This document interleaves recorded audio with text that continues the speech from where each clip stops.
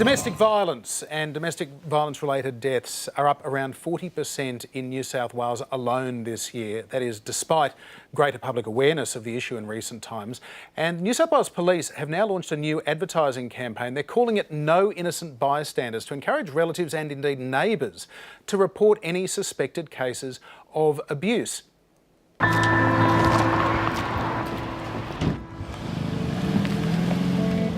Firstly, I'd really like to remain anonymous, but I think something's happening next door. I heard glass shatter and something's not right.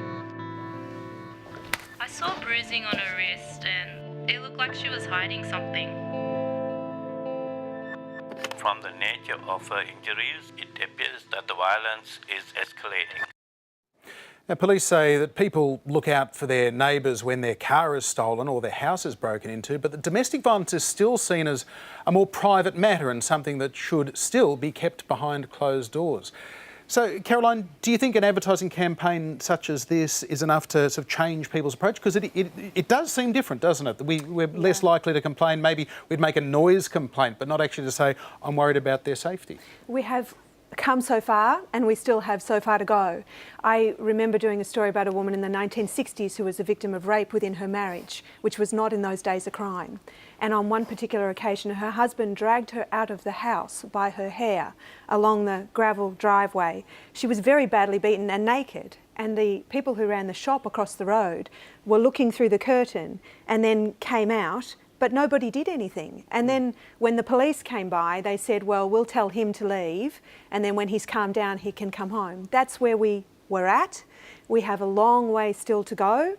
The idea that you have to intervene if you see wrongdoing seems to me to be obvious, so obvious that if you see a crime occurring in your neighbourhood, you must help, because very often the victim is not in a position to help, usually herself, sometimes himself, but overwhelmingly we're talking about women who don't have the power and the ability to stand up for themselves. Ming, how do we break that sort of zone of privacy that we still think, you know, if a workmate turns up with a bruise on their face, where we might fear the worst, but it would be a very strong person who would actually take them aside and say, is everything okay, and risk the reaction they might get. How do we get over that? Yeah, we have to get over this, you know, momentary embarrassment of raising something that's so fundamental to human beings' safety, and say something so you don't regret it later. And the thing is, the numbers are so big now.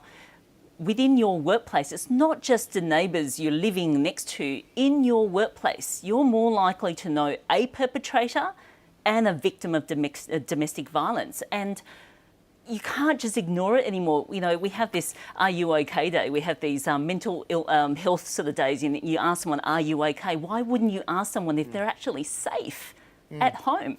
So I think we need to get over that just momentary embarrassment. Raising something that relates to someone's health and safety. We do it for everything else. I don't know why we don't do it for domestic violence. Yeah, I mean, Jack, do you think that this is the kind of thing that an advertising campaign like this can push people to change their reactions to that extent? Yeah, well, it's a start, isn't it? I think improving reporting practices again. I know where I work, the Uncovered program is aiming at just lifting the quality of reporting right across the board. And it boils down to just improving awareness, and I think combined with the marketing that the campaign we're talking about, combine that with good reporting practices, and you're going to get a better understanding, a more broader and general understanding of these issues. Hopefully that can, you know, play a part in helping it out. And what do you think, Josh? I think that this is a good step. What we really need to do is break down the stigma. I think all the work that the governments have been doing around Australia has been good, but I think that the community as a whole needs to accept that this is a blight on our community. It's something that we need to deal with together.